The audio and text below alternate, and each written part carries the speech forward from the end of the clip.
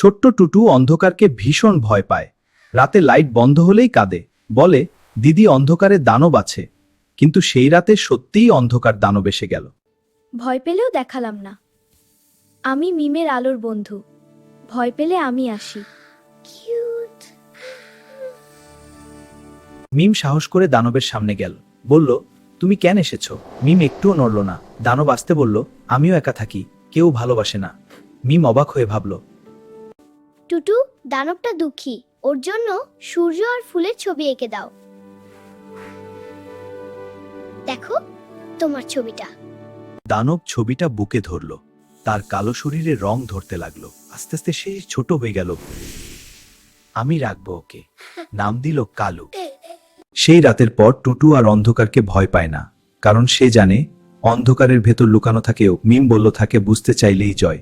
আলোর বন্ধু মুচকি হাসল।